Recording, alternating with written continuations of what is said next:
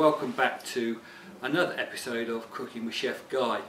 Today we're going to cook a very traditional British dish. We're actually going to cook a corned beef, potato and onion pie, and for that we need some pastry. So what I'm going to do today is take you through some very basic pastry making, which you can all do. I know pastry does put a lot of fear into people. They think, oh, you have to have special powers to make pastry, but you don't. All you need to do is follow some very sort of simple guidelines. So let's have a think first of all about the ingredients. So ingredients for pastry, very simple. You need flour, plain flour, and you need fat. Okay, so today I'm going to use a mixture of butter and Trex.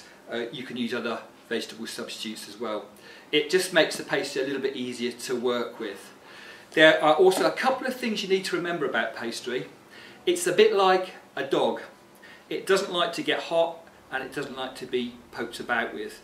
So the less you handle it, the better, because it can actually shrink if you mess about with it too much. It becomes like a ball of plasticine, and if you keep it chilled for a bit before you roll it out, that will also help as well.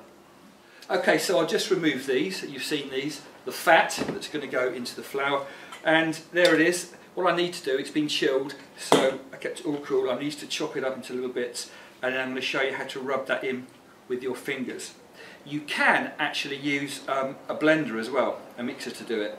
I know a lot of people that do that, and that actually works out very well, as long as you don't overwork it.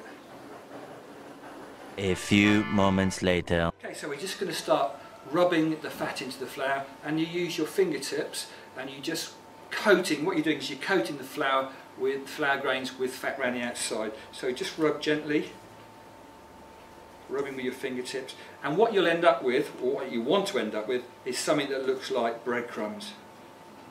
So as you can see, I'm just doing that, rubbing it in, lifting the flour from the bottom.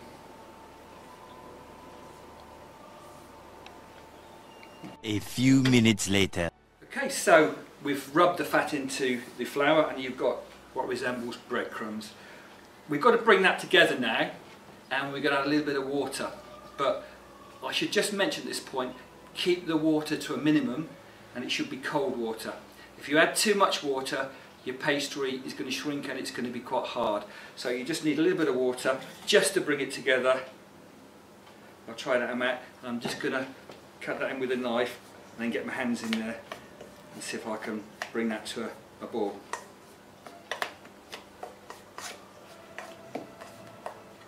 As I said, anyone can do pastry really, it's just practice, and there's lots of different things you can add to pastry. The French enrich it by putting an egg yolk in, or eggs. You can add sugar to make sweet pastry. If you wanted to add, if you were making, for example, a curried pasty, we've done those vegetarian curry pasty that's called, and sometimes I've added dried coriander, cumin and a little bit of turmeric to it, just to flavour the pastry. So you can play around with your pastry, which is a good thing to do. So this is coming together. I don't think I need to add much to it. I'm just pushing it into the bottom of the bowl there.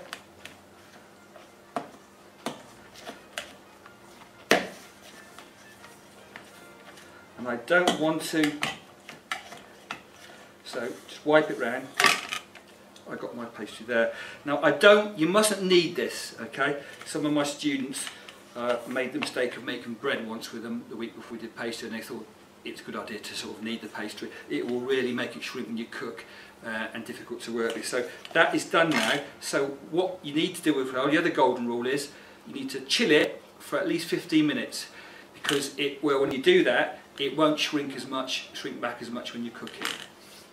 So for this very traditional British pie, let's have a look at the ingredients. Corned beef comes in a little can, very useful to have around. Corned beef hash is very similar to the filling we're going to put in here. Always brings back fond memories of corned beef, because my granddad, who fought in the war, always used to tell me one of the things I always had was lots of tins of corned beef. Often when he went to hot places, he did say that he ran out of tin though, but it's a good thing to have. So you need some corned beef. Potatoes, lots of different types of potatoes. I'm using these because I was given these. These are actually small, sort of new potatoes. I'm just going to chop up you could buy a mashing potato if you want something like tzatziki, and peel that and chop those up. I'm not going to peel these because they've been washed. And the onion seems to form a part of a lot of cooking. Very important, the onion. Okay, and I have shown you how to dice an onion properly in one of my mini series. So if you're a bit worried about that, and you feel I've gone through this too quickly, please have a look at that. There'll also be the pastry one on there as well. So here we go. A few minutes later. Okay, so the onions are chopped, and once again, just look at one of my previous short videos on that. Potatoes, just want them in small chunks because they're going to go into a pie. Okay, so I'm going to cut that in half, put it down, and I just want smallest chunks of potato. It means they'll also cook more quickly if they're small as well.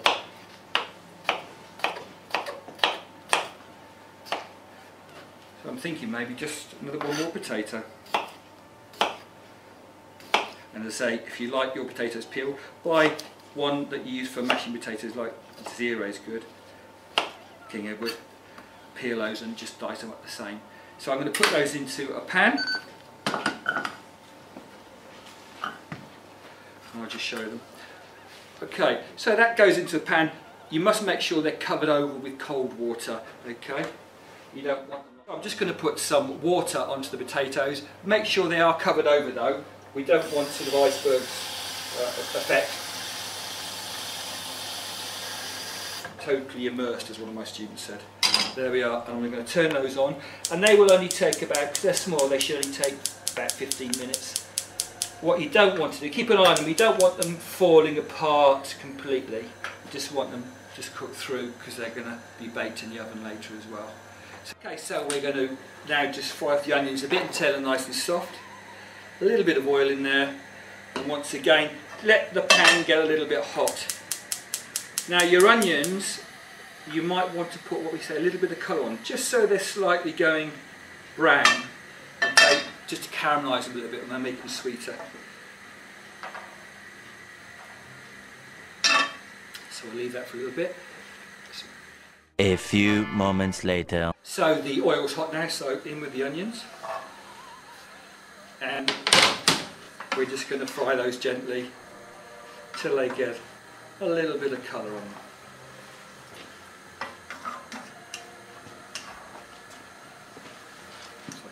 5 minutes later. Okay, so there's some colour, some browning happening on the onions now, so I'm going to turn those off. They're done.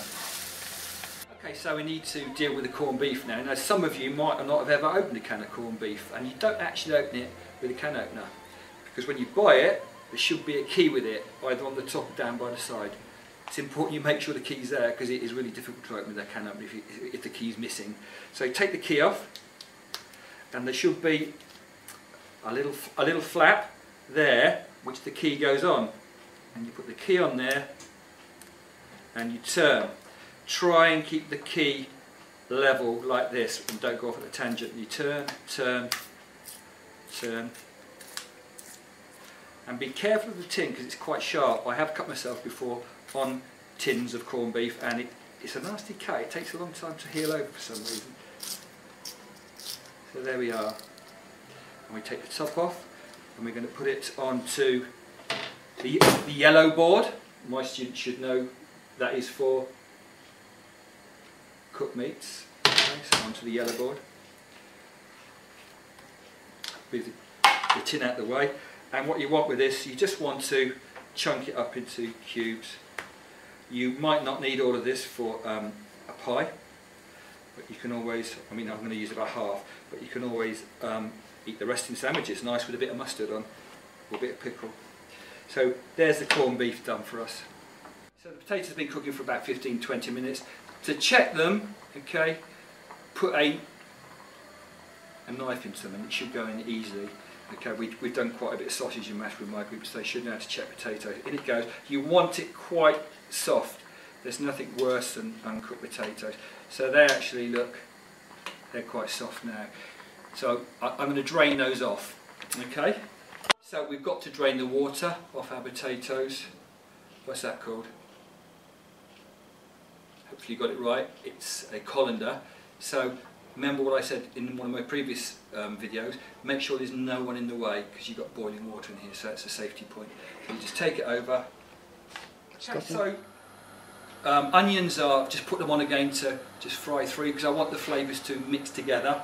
In with the corned beef.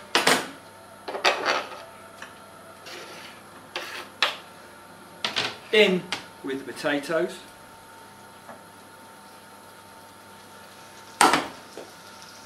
And we're just going to give that a stir. Now, other flavours you could add in here. I'm partial to a bit of smoked paprika, so I'm actually going to put a little bit of smoked paprika in here. You could just add some mixed herbs, it would be nice.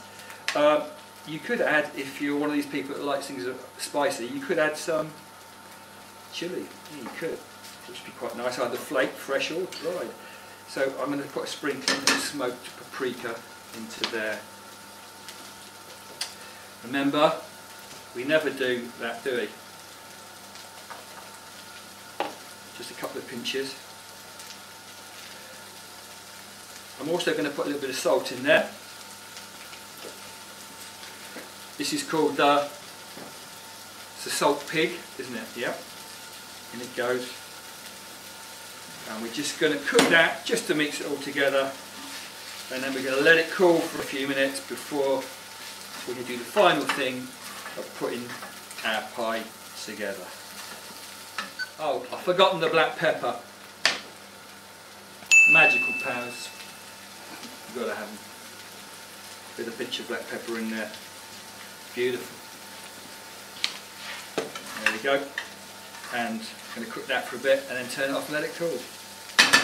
A few minutes later. I'm going to add some beans to this. Don't want to add too much liquid in there because it will make the pastry soggy. So what I'm going to do is just get a slotted spoon and let some of that liquid just drain through for a second. You could use a sieve if you wanted to. In it goes. Let's put a bit more in there. Very British baked beans, eh? Baked beans, bully beef. Mix it up. Oh, it's looking nice, this. Nice on a cold winter's evening. More like that. So, to make the pie now, okay, the pastry has been resting, that's been resting about half an hour now, and we're going to make a special type of pie, which is called patithia, and you'll need 2 plates. Okay, one bigger than the other, and I'll explain that why in a moment.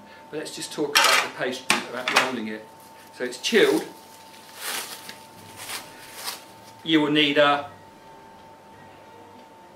rolling pin, and for pastry you also need a flour shaker. So we're going to put some flour onto our work surface, a clean work surface. And when you're rolling pastry, okay, you actually move the pastry, you don't become a contortionist and try and move your body, and you turn the pastry to roll it. With short crust, sometimes it's a good idea just to press down on the top, like that, to help you get it going. So you're rolling, even pressure, and then turn, roll again.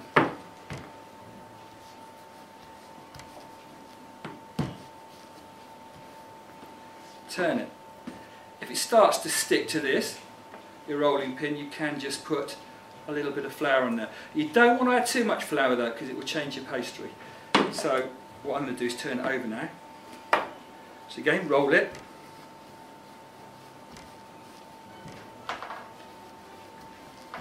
And we're going to turn it again. It's still too thick for a pie.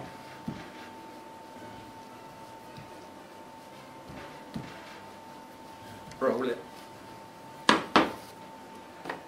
Turn it.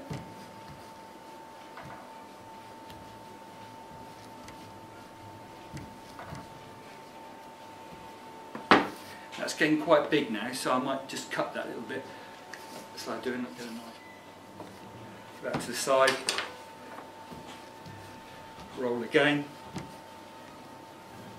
Turn. Roll again.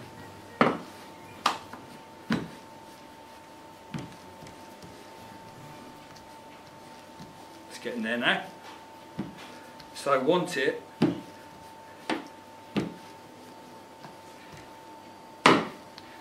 Well, look, the bigger plate is going to be the top, and I'll explain in a moment, so we just check it. Okay, so I'm just going to use the plate as a template. I'm just going to trim around it.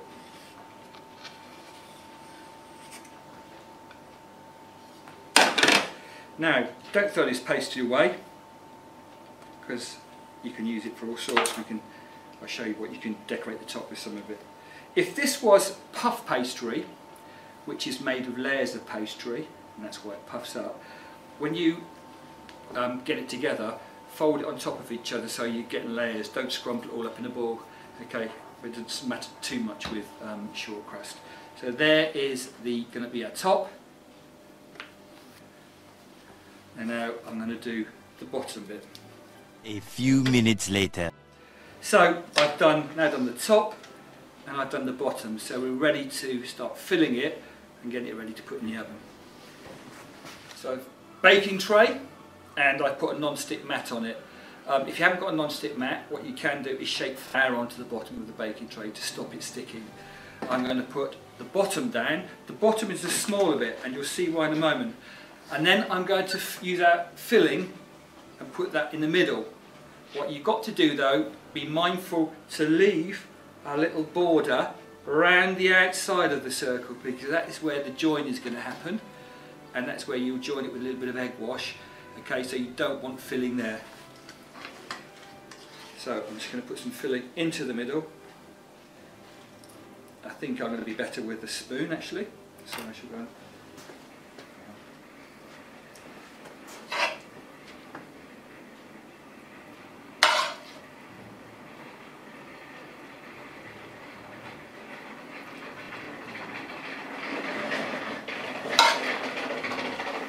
Filling's in. If you look, I've left a little border which I said was important. Now, I'm going to make some egg wash. Okay, egg wash is used for really two things: cooking, particularly pastry. What can you remember what they were? Okay, so one was to help join pastry, and the other one was to make it a golden colour on the top, because we're going to brush it with egg wash on the top. So you just need one egg into a mug, crack it in, get a little whisk or even a fork would do, and whisk it up.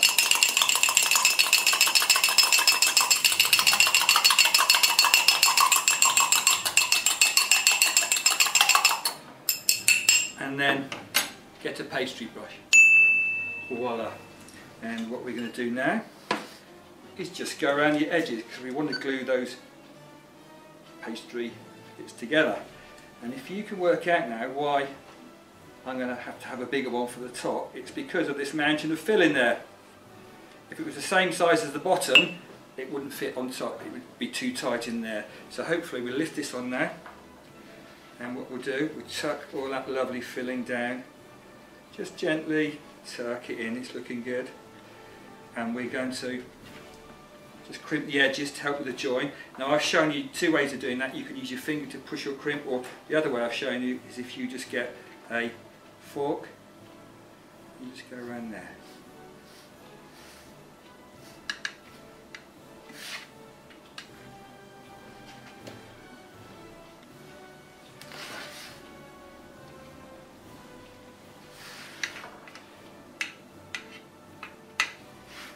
I'll just trim it a little bit to make it a little bit more professional there.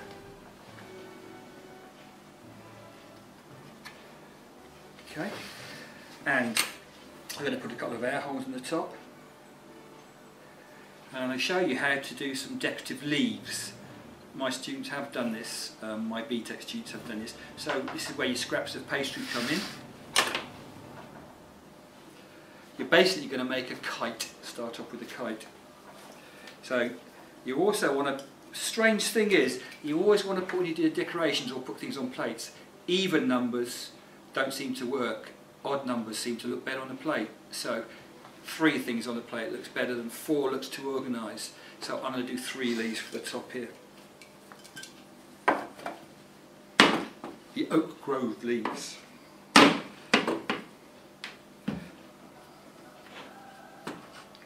So once again, we're just going to make like a diamond.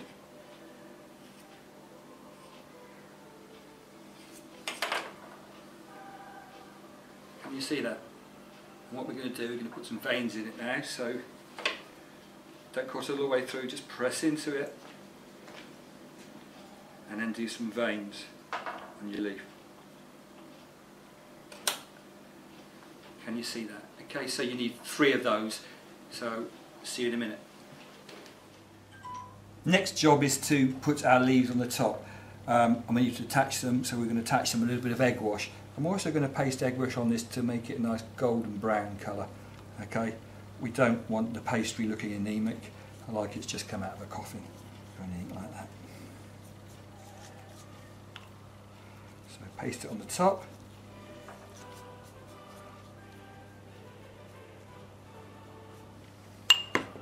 One, 2, 3, a little bit on those, and that's now ready to go in the oven. So you want it in oven of about gas smart 590 degrees, and you just want to cook it until the pastry is nice and golden. I would think probably I would check it after about 20-25 minutes. Okay, remember everything inside it's already been cooked. So see you in a minute. 20 minutes later. So the pie's out of the oven. I'm quite happy with that, it looks quite tasty. Just bear in mind, there's meat gone into that, but it could quite easily be changed into a vegan or even a vegetarian sort of option. What would you put in instead of the corned beef? Have a think.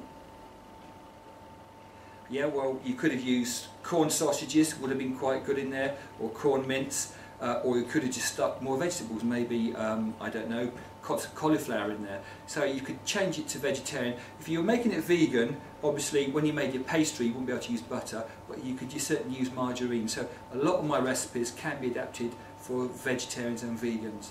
The other thing I'd like to mention is that we're really lucky here at Oak Grove because the cookery is quite a big part of the curriculum, and it's so sad to see in a lot of schools across the country that cookery is disappearing big time. So I'm hoping this series of videos that I do for you is going to encourage you to have a go at cooking, have a go at pastry work. It's not that difficult, and you know, my videos are for students of all ages and young adults. So I'd like to say to you, stay safe, take care, namaste guy.